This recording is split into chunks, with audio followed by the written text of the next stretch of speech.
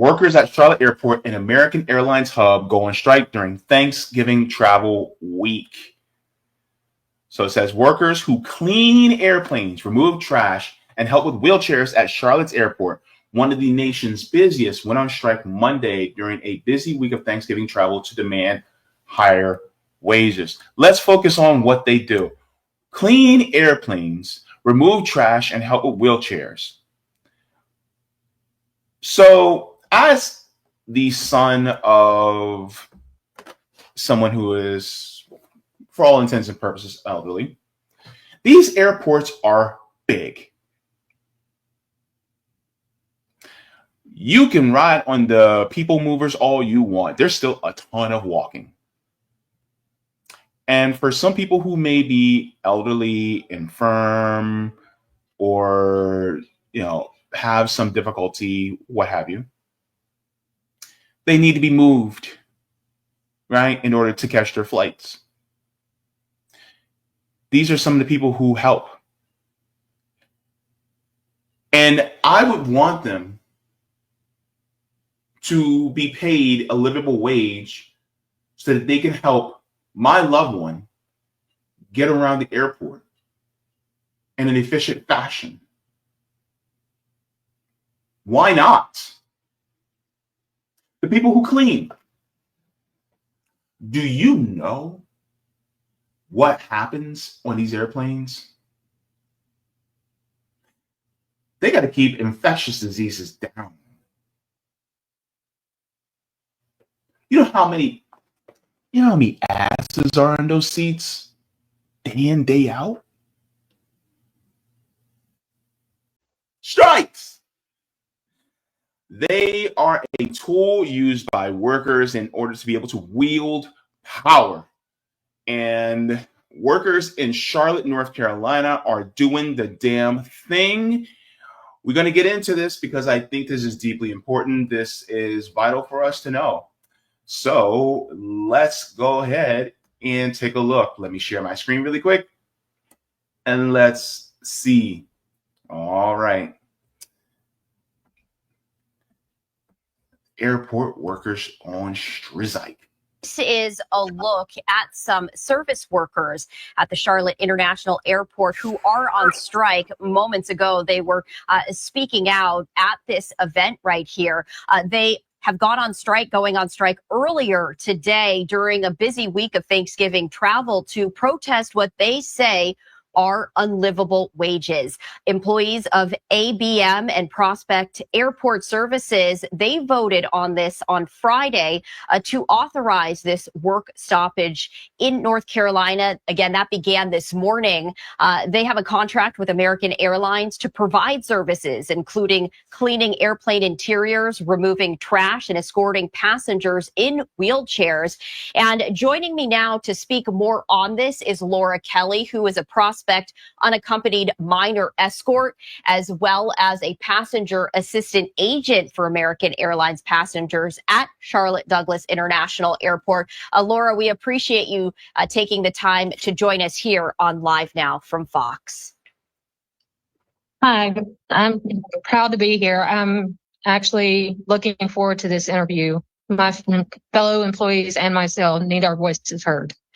No doubt that this was not an easy decision on your end, along with your fellow colleagues. Why did you feel that you had no other choice except to strike?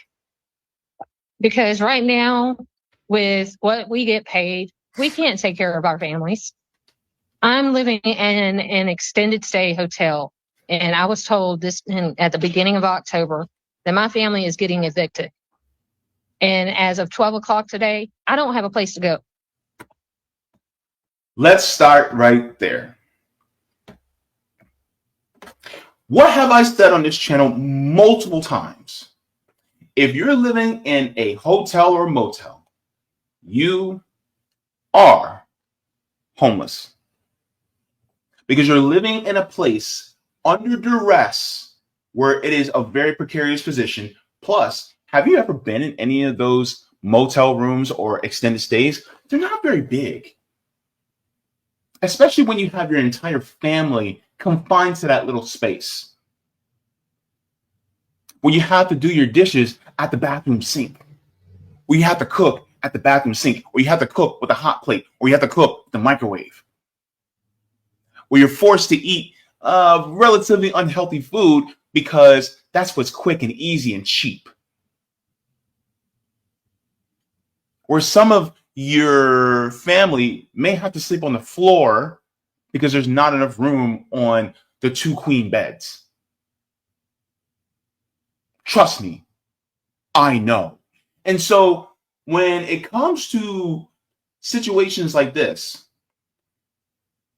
you mean to tell me that someone that works at the airport doesn't make enough for them to have permanent housing in a decent apartment?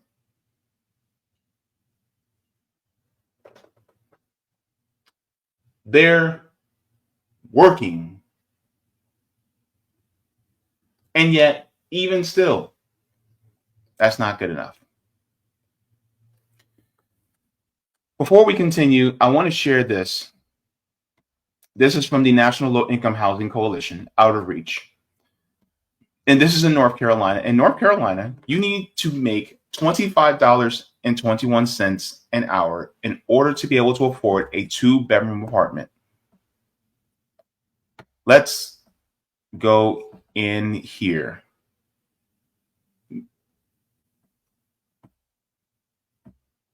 So this is North Carolina. Their minimum wage is the federal minimum wage. Their minimum wage is $7.25 an hour. I want you guys to walk with me. Walk with me. If you need to afford $25 an hour, almost $26 an hour, to afford a 2-bedroom apartment, and the minimum wage is only $7.25 an hour. 7, 14, 21, 28. It's almost 4 times the amount in order to be able to live.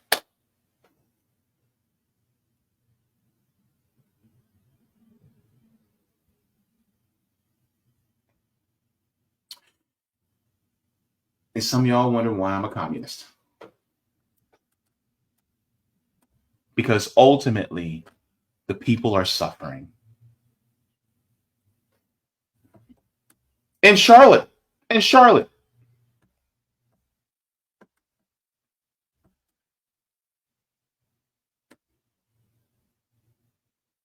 you need to work 120 hours a week to afford a modest 1-bedroom rental home at fair market rent.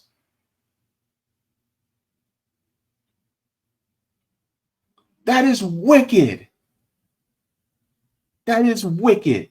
No wonder why they're going on strike on one of the busiest holiday travel days in the year. Well, let's continue with this.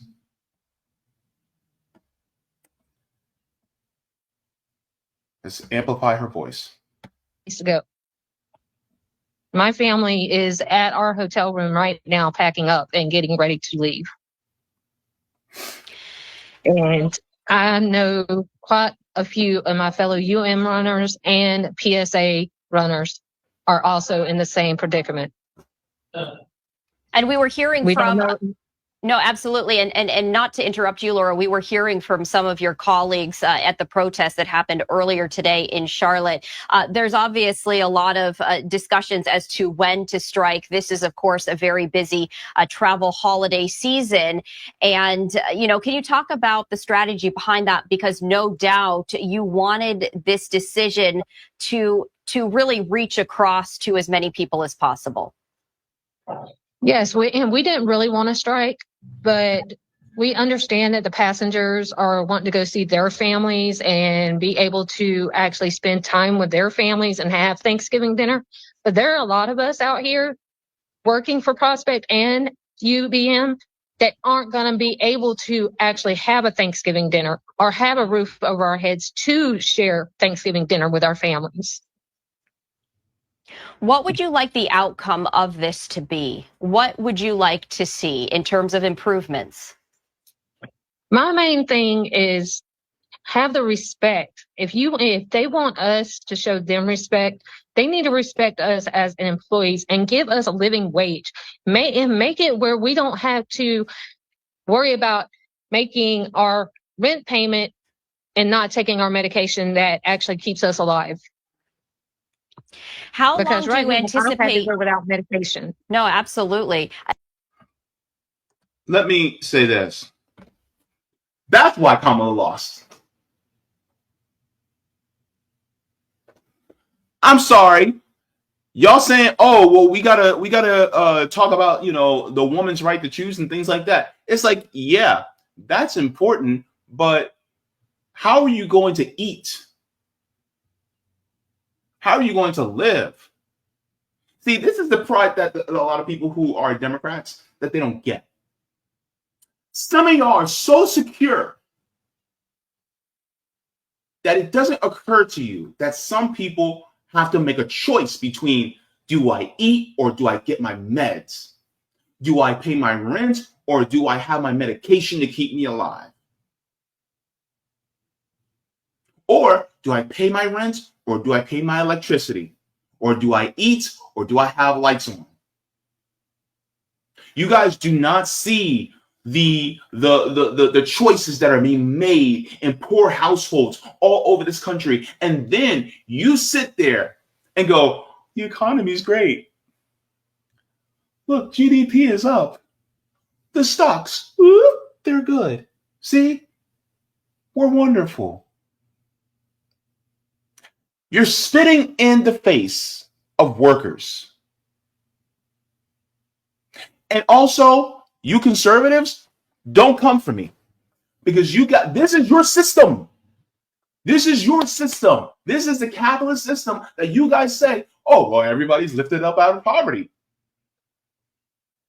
This is you. This is all you. And then when we talk about we need to change the system, oh, no, you guys just want stuff for free. Evictions, hunger, lack of health care. But then you say, oh, well, it's just that person just didn't apply themselves in life. They're literally working.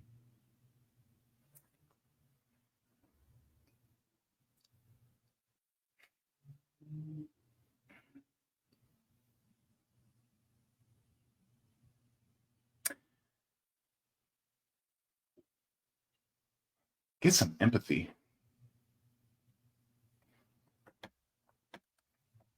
Let's continue. How long do you anticipate this strike might last? I'm hoping just today. I'm hoping today is their wake-up call. I'm hoping today they finally realize, hey, we mean business. And if something doesn't change, they're going to have a lot of issues getting people in those planes and keeping those planes clean, because we're not going to be there to do the job. They're going to have to step up and do the job because they're not giving us enough money to be wanting to come and do the job. And Laura, before we let you go, is there anything else that you would like to share with our Live Now from Fox viewers? My thing right now is I just want everybody to be able to take care of their families and be able to take care of themselves. My health has been affected so much since I started with Prospect. I've had to be in the hospital because I've had to chase a DPNA down when the gate agent has not been there to stop them. I've had supervisors literally telling me, you go here in 10 minutes to pick this person up. And then we had to go all the way across the daggum airport and get them on another flight.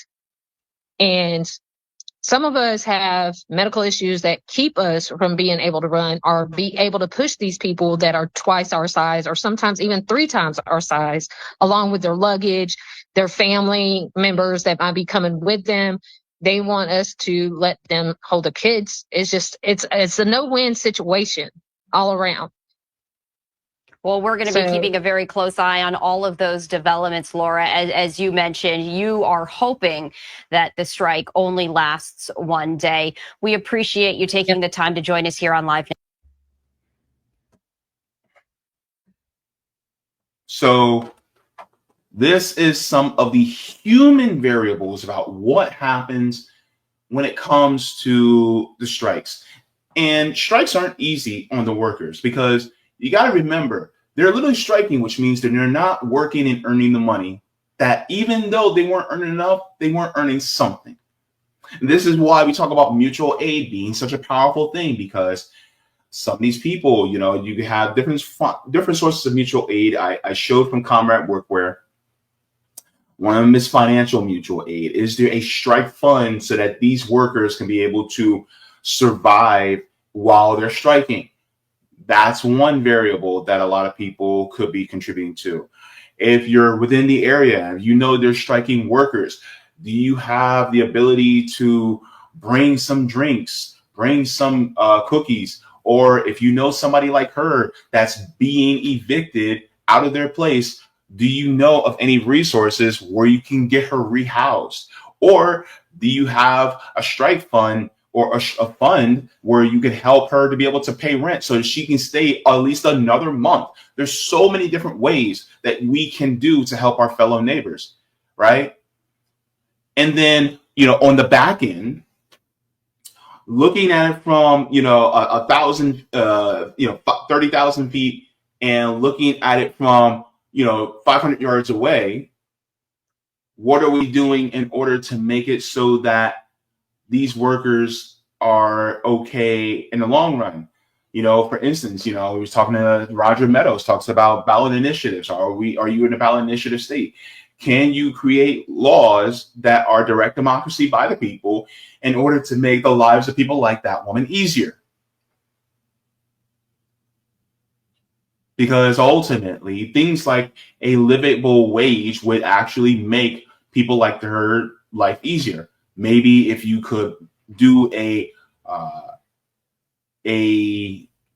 ballot initiative which raises the minimum wage to $25 an hour. Now, look, I say swing for the fence. Go for 30. Go for 30. And then if they talk you down to 20, then hey, you know what I'm saying? But how much would that benefit somebody like her? So maybe you can do your mutual aid part and bring together and make a constitutional amendment so that you can actually help your fellow workers in places like North Carolina.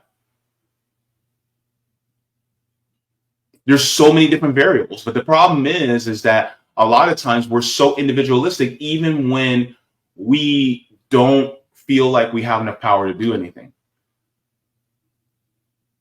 I can poke you in the chest, and that may hurt a little bit, but it's really not going to do enough. I can poke you with 2 fingers, but that may not do enough. I can do it with 3. It'll feel more, you'll hurt more.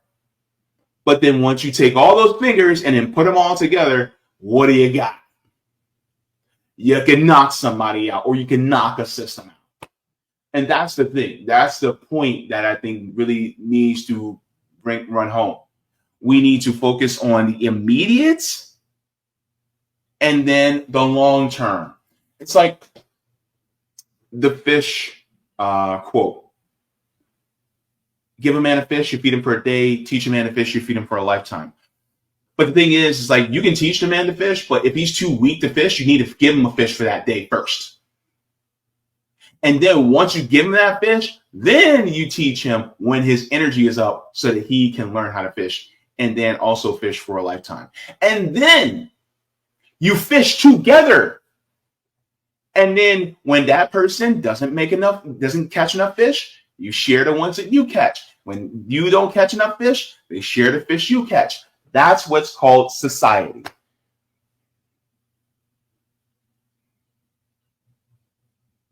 But people always stop short. They'll either stop short with the immediate help or they'll stop short with the long-term help. You got to do both. Got to do both. Now, let's get into the article, which actually gets a little bit deeper on this because I wanted to get deeper into this.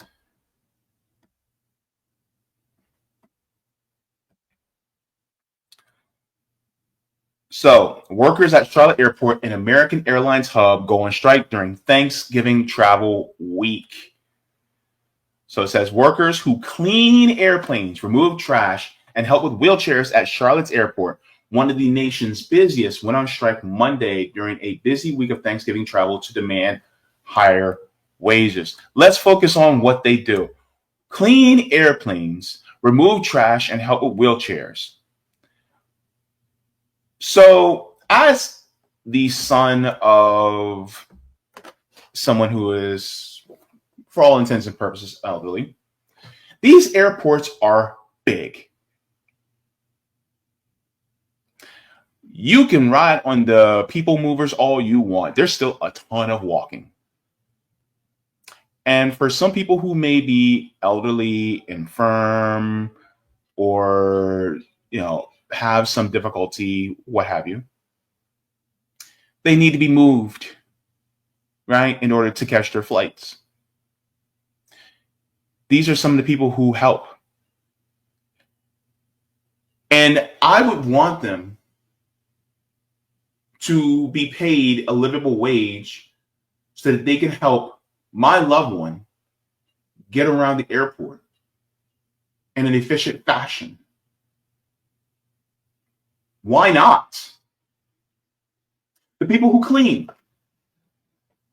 Do you know what happens on these airplanes? They got to keep infectious diseases down. You know how many asses are in those seats day in, day out?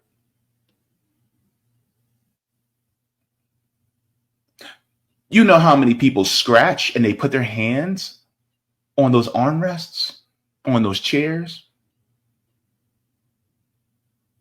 Do you know the lavatories? The lavatories. And you don't want to pay these people who are cleaning our planes a living wage? Are you out your ever-loving mind? These planes get dirty. They are two words, nas and tea. And you are telling me you don't want to pay them a living wage? No, pay these people a living wage. Pay them. Y'all charge us an arm and a leg just to get on a flight. And yet you guys don't want to pay the people who clean them, who can keep infections down, who can keep how many people, somebody who probably starts bleeding on the plane. What if, and I hate to get gross on here, but what if a woman's on her cycle and she accidentally in the plane seat? What if somebody has to use the bathroom and all the lavatories are full and they accidentally go on themselves? That has to be cleaned up. Who cleans that up?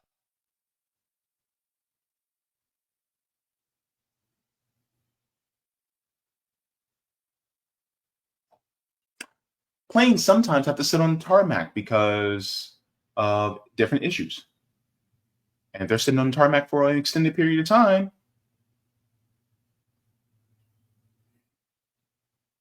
people cough, they sneeze, right? So many things. Trash builds up. And yet you don't want to pay them a living wage.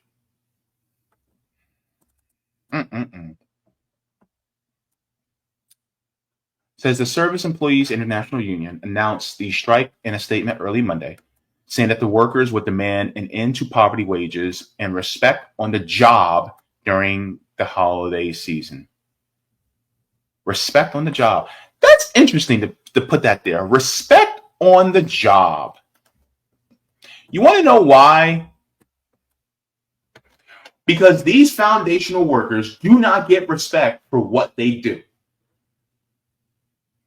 They're seen as lower on the ladder. So they don't get the respect that they are due, even though they're literally the foundation that keeps this airport running.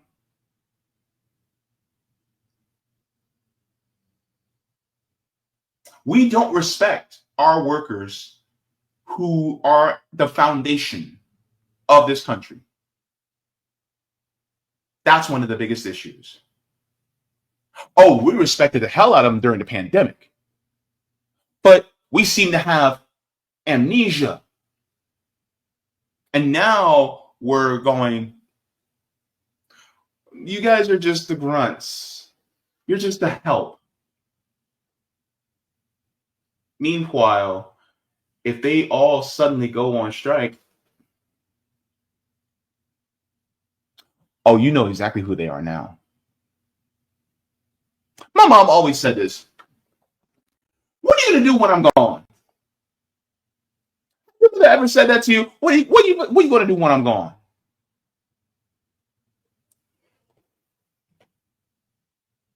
This is why I support strikes. Because they're going to show you. They're going to give you a preview. Grab your popcorn, grab your soda.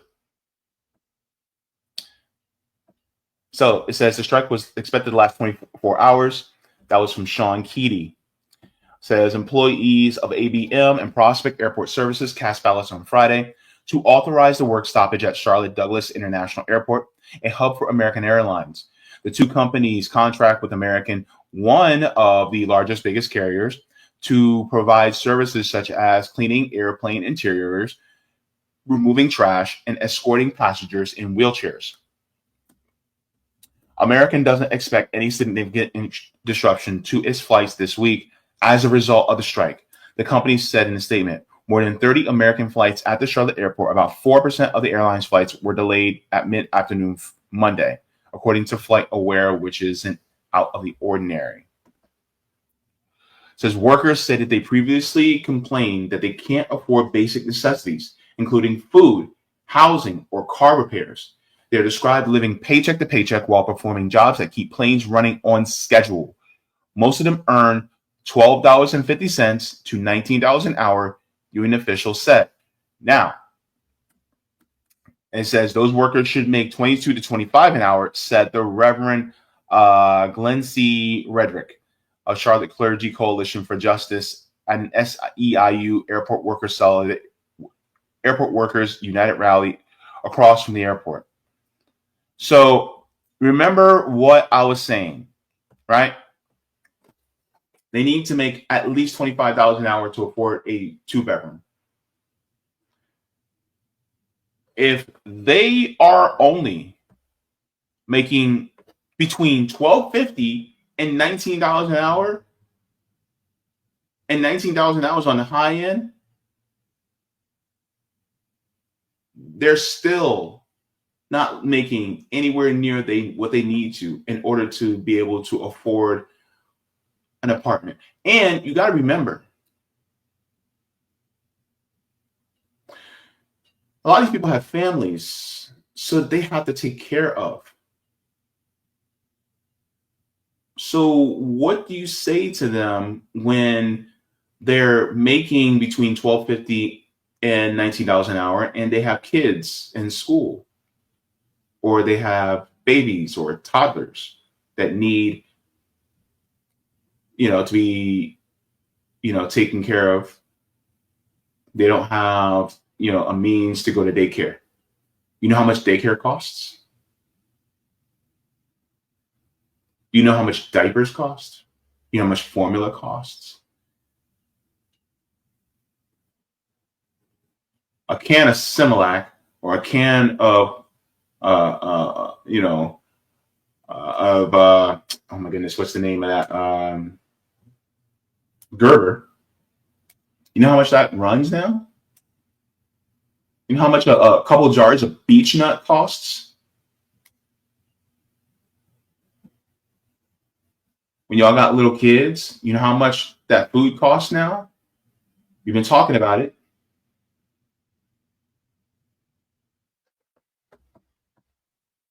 Let's continue.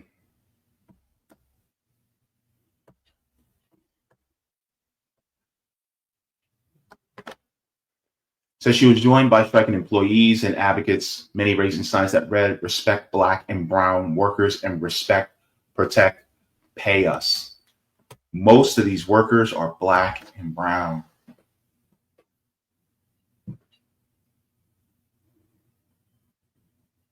That's who's being exploited. These are the people that both Democratic and Republican parties forget about. And you guys will see them day in and day out at the airport. And you guys actually have enough money to afford to get on a plane. And then you see them working in these airports. And oftentimes, they're some of the nicest people that you run into. They're some of the most helpful people that you run into. And they will make sure that you are okay.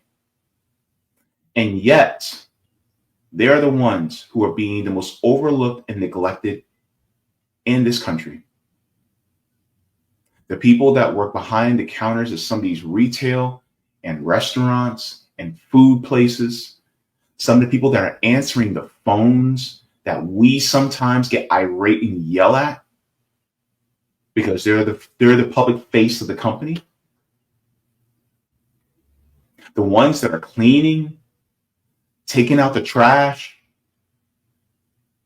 cleaning up the blood and the piss on the floors, that are doing all these different things.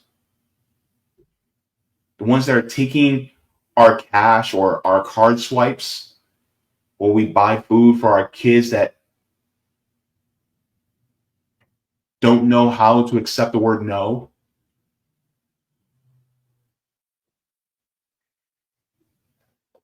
These are the people.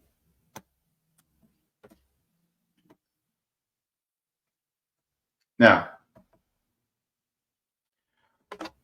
quote, "We cannot live on the wages that we are being paid." That is cabinet cleaner Priscilla Hoyle. Says, "I can honestly say it's hard every single day with my children, working a full-time job, but having to look at my kids in the eyes and sit there and say, I don't know if we're going to have a home today."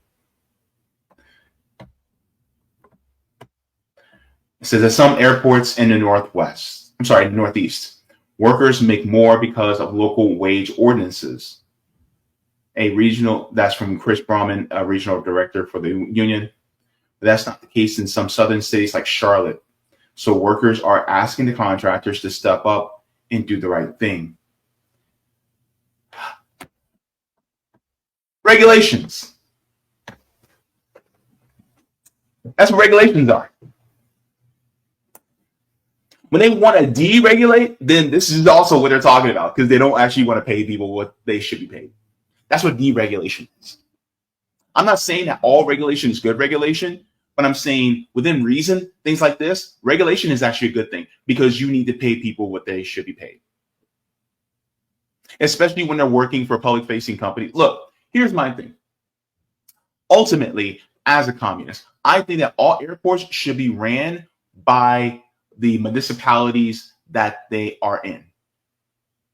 We should not be contracting out the jobs for people like this. In fact, they should be employed by the city or by the county that these airports are in, and they should make living wages for where they're in, and they should be able to have union jobs working in the public sector.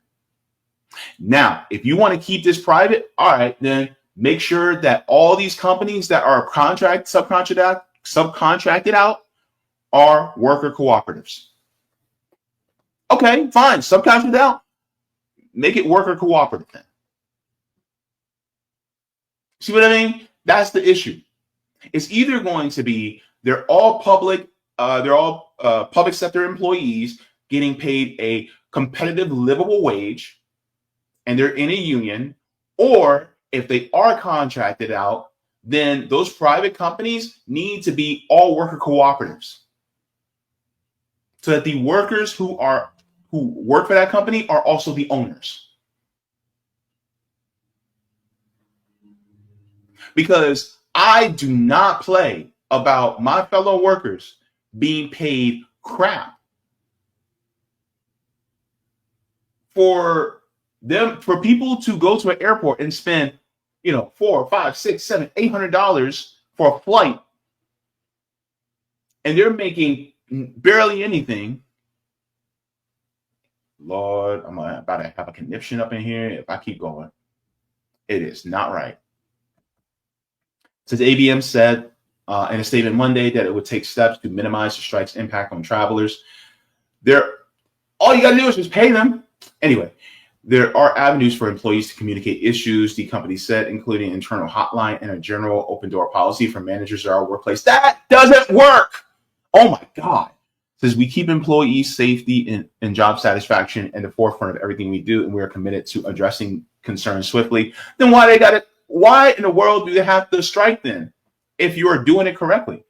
His Prospect Airport Services said last week that the company recognized the seriousness of the potential for a strike during the busy holiday travel season. It did not respond to requests for comment on Monday. Of course they didn't. It says about 800 workers were affected by the union's push for higher wages, but the exact number who participated in the work stoppage was unclear, said union spokesman Anna Tinsley. Timothy Lowell II, a Prospect wheelchair attendant, said at the rally that he has heard of 2 co-workers having to sleep in their cars or in U-Hauls because they can't afford rent. At the end of his shifts, Lowell said he had to figure out where to spend the night because he doesn't make enough for a deposit on a home.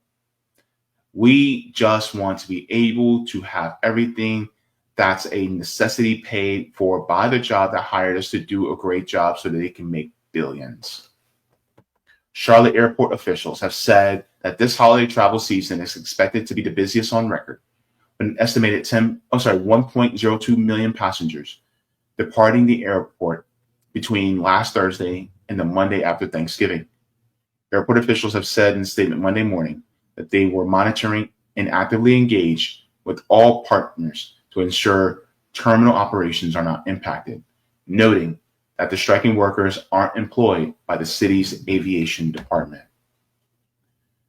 The union's North Carolina director, Niecy Brown, said at the rally that many people will travel through the Charlotte airport for Thanksgiving to spend time with family, but that striking workers won't have that same holiday experience because of low wages. Instead, striking employees attending the Strikesgiving lunch Monday, they don't have a table to go to. They don't have a home to go to.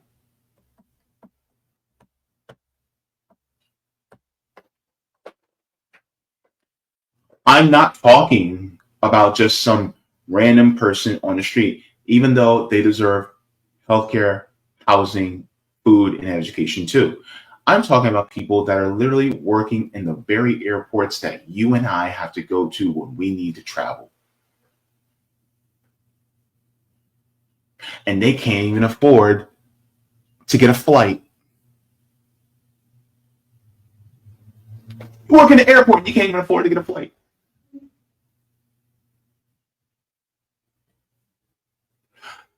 So solidarity with the workers, because they deserve way more than even what they're demanding. Because ultimately, it is completely abhorrent that they are asking for a living wage and people go, no, they don't deserve a living wage. The fuck is wrong with you? These are human beings, damn it. Human beings. And you don't want them to get a living wage. Why?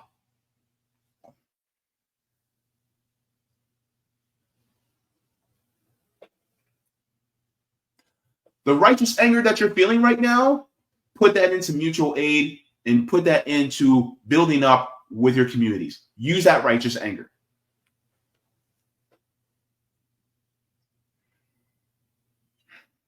And be kind to these workers. please, for the love of God, be kind to them. If you're traveling and you go through these airports, if you go through these bus terminals and you see workers, be kind to them.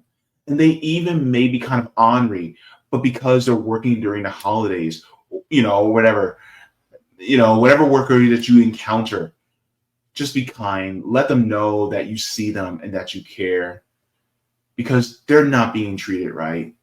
The management, oftentimes doesn't treat them right. Of course, there are some good managers out there and supervisors out there, but a lot of the times they're not treated right.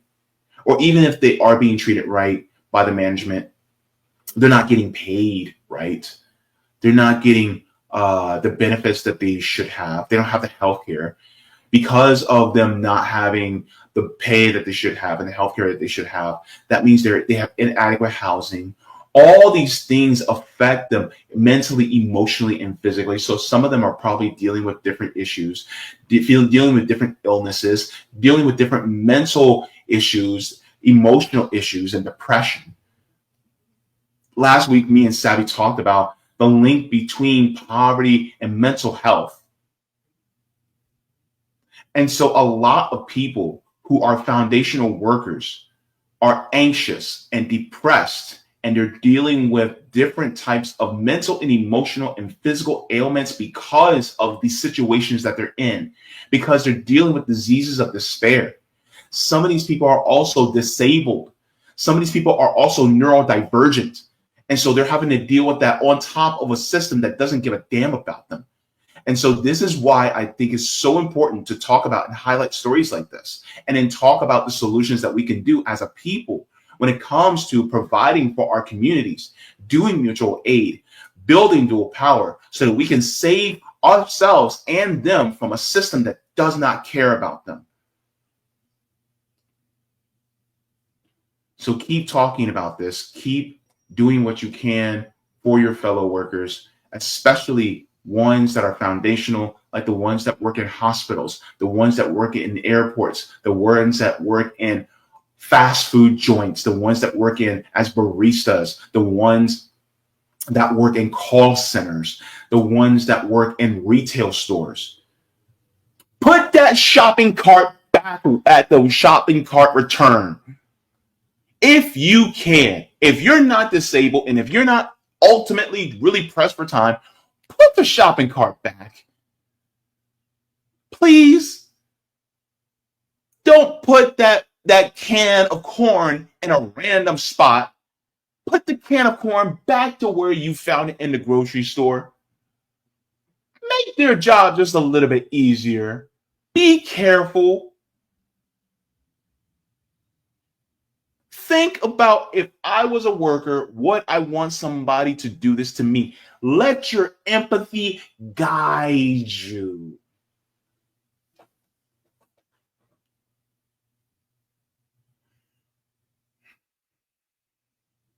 And love your fellow human being. Thank you so very much for watching my channel, and I deeply appreciate it from the top and bottom of my heart. If you wish to support the channel further, so I can keep bringing you content that is educational and informative, you can become a patron on patreon.com/Jaybefaunt.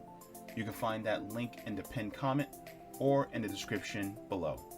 No matter what you give, you'll be supporting independent media and education that helps make the world better. Thank you so much, and you can watch more of my content here. Mwah. Forehead kisses, and have a beautiful day.